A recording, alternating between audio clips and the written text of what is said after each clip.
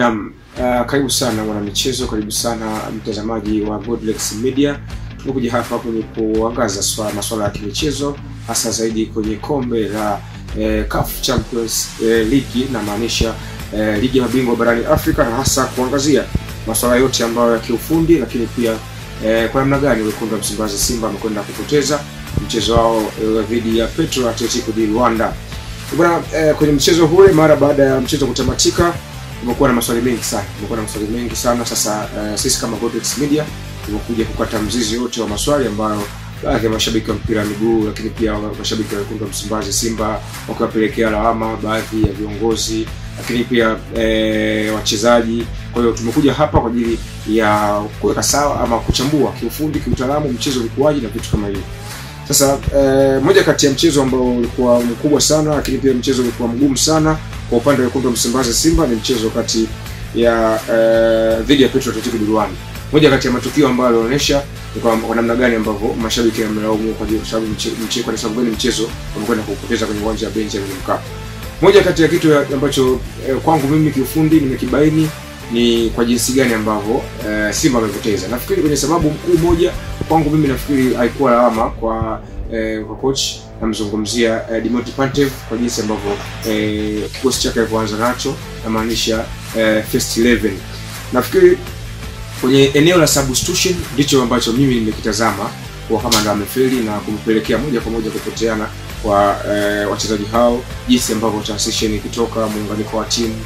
Tumeona Nabi Kamara kwenye eneo la katikati, lakini pia Kante kwenye eneo la katikati walikuwa na uwezo mkubwa sana, walikuwa na uwezo ambao waliwazuia kabisa viungo wa Petro Atletico di Angola. Unamzungumzia Oviera kwa maana mfungaji wa goli, lakini ukiangalia kiungo kama Gilberto, kwa maana baada ya kuingia kutoka substitution amekuja ameweka umoja, ameweka utulivu, ameweka ile tunasema kuleta kasi kwenye timu.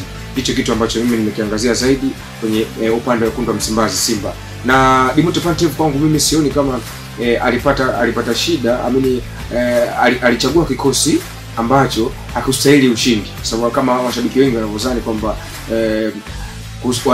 pale ambako hajaingiza maana washambuliaji wake, ana washambuliaji watatu, hajamuingiza hata mshambuliaji mmoja, kwa maana pale alipofeli. Lakini kwangu mimi sioni kama amefeli. Kwa nini? Kwa sababu kulingana na mfumo ambao waliingia nao Petro Atletico di Luanda, ilikuwa ilimlazimu Dimitri Pantev kuingia na mfumo ule ambao waliingia nao. Kitu ambacho mimi ningependa tu kusema ni kwamba Dimitri Pantev, kitu ambacho chofeli, ucheleweshaji wa substitution, lakini pia sio tu ucheleweshaji, namna ambavyo aina wa substitution aliyofanya, kwa maana amemtoa Nabi kama amemtoa mtu kama Musa Kante. Kwa hiyo hiki ndio kitu ambacho kilichomfelisha. Angalia, mara baada ya kufanya sababu hizo mbili zimempelekea timu nzima kupoteana kwenye eneo la katikati.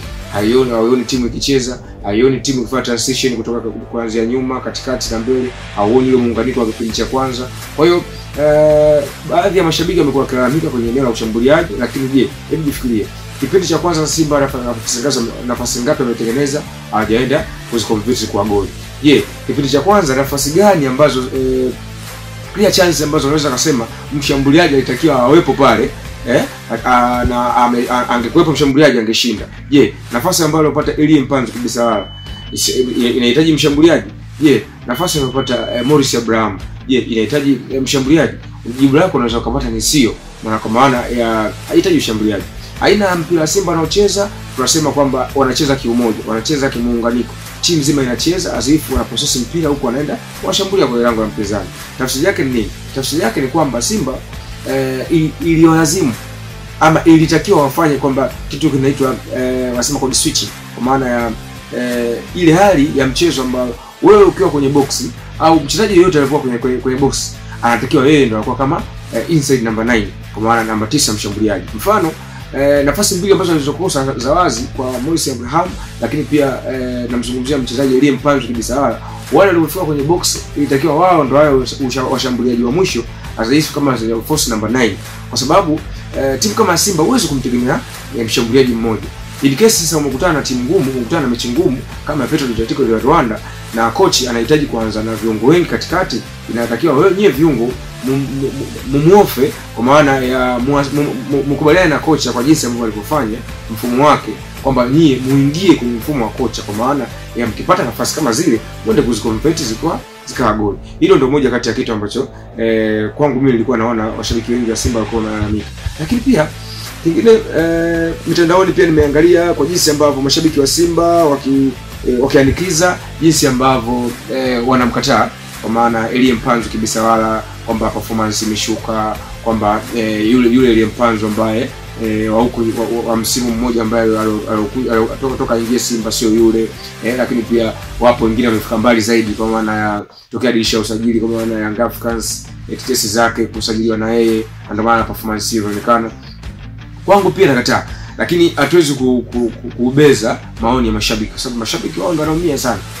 Kwa hiyo mimi kwangu nilikuwa natazama Elie Mpanzu Kibisawala, kitu ambacho anatakiwa kwa hivi sasa afahamu Simba kwa sasa wao tegemeo lao kwa Elie Mpanzu Kibisawala. Kwa nini? Kwa sababu hata ukiangalia kwa jinsi ambavyo wanapocheza Mpanzu sio yule Mpanzu ambaye tumeona msimu uliopita. Kwa sababu gani? Kwa sababu ana uwezo mkubwa sana wa kuchukua mpira kutoka sehemu moja mpaka sehemu nyingine, na sio kutoka sehemu moja mpaka sehemu nyingine. Anaweza akakimbia akachukua mpira, anaweza akatoka nao kuanzia golini kwake at least akafika mpaka katikati, lakini pia anaweza akakimbia mapana mengi ya uwanja, kwa maana ana mikimbio mikubwa kwenye uwanja. Hii tafsiri yake anaweza akaisaidia timu kwenye miunda mipana, lakini pia kwenye kutengeneza nafasi, kwenye kufungua nafasi, kwenye kutengeneza pasi ambayo ya free. Maana yake ni kwamba hawa mashabiki wa Wekundu wa Msimbazi Simba, kwa maana mashabiki wa Simba wao wana nguvu au wana maoni au wanatambua uwepo wako. Kwa hiyo kama Elie Mpanzu Kibisawala atashuka kwenye fomu ambayo mashabiki wa Simba wanaamini kwamba wao sio Elie Mpanzu ambao wanafahamu. Kwa hiyo Elie Mpanzu kwa sasa anatakiwa ajitafakari.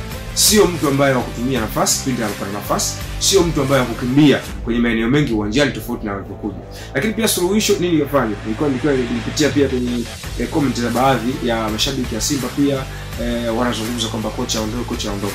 Unajua kuna kitu ambacho watu wengi hawaelewi kwenye mpira ama kwenye soka. Na ukiangalia hichi ndio kitu ambacho mimi nasema kila siku. Tanzania kuna mashabiki wengi wa timu sio mpira, ama tunasema ni washabiki washabiki mandazi. Kwa nini? Kwa sababu hivi huyu kocha Dimitri Pantev amekuja sasa hivi ana mechi ngapi toka afike pale Wekundu wa Msimbazi Simba. Ukiangalia hana muda mrefu. Sasa kochi anapofika tu sio anafika tu na kuweza kupanga timu, mifumo na nini. Lazima kochi umpe miezi miwili, sio chini ya miezi miwili, ili aweze kuisoma timu. Kwenye timu kuna vitu vingi. Sio tu kusema unapanga kikosi cha first 11, hapana. Kwenye timu unapofika lazima uangalie aina ya wachezaji uko nao. Lazima uangalie tabia za wachezaji uko nao. Lazima umjue huyu mchezaji anacheza wapi na sehemu gani. Lazima ujue huyu mchezaji ana utamaduni gani. Lazima ujue vitu vingi. Kwa hiyo pia unaangalia vitu vingi. Sasa hivyo vitu vingi vinaingia, ndio hiyo miezi ambayo nilisema. Inawezekana miezi miwili au miezi mitatu kocha anaweza akakopi mfumo kwa dakika kadhaa. Angalia kocha kama Fadu Davis, kwa maana alivyoondoka tokea alipokuja Wekundu wa Msimbazi Simba. Limpa muda, watu walimpa muda, na kweli akafanya akatengeneza shape ambayo imekuwa ikiwapa manufaa pengine Wekundu wa Msimbazi Simba mpaka kupelekea kucheza hatua ya finali kwenye kombe la shirikisho. Kwa hiyo nafikiri kwenye mashabiki wa Simba na swala wanalalamika kuhusiana na kocha, wengine tumpe muda, waendelee kumpa muda, na kwa jinsi ambavyo mpira ambao Pantev ameonyesha ukweli ana kitu anakionyesha, na tunasema ana maono ya kile kitu ambacho anachokifanya. Anaamini kwenye mfumo wake yeye kwamba anaweza kumpa matokeo muda wowote. Na kwa sasa wachezaji wote wanatakiwa wawe na kitu kimoja, waingie kwenye mfumo wa coach, kwa sababu unapopata nafasi kama tunazungumzia Mutari amepata nafasi, aende akamuonyeshe kweli vile ambavyo kocha amemwamini. Kwa hiyo Pantev tuendelee kumpa muda, tuangalie jinsi gani ambavyo anakwenda kukopi mazingira ya Wekundu wa Msimbazi Simba. Bwana, hii ni Godrex Media, mimi ni Frank Kiwili, tuko hapa na tutaendelea kukupa updates zote ambazo za kimichezo, uchambuzi wote wa ndani. Usisahau kusubscribe na kulike na kucomment.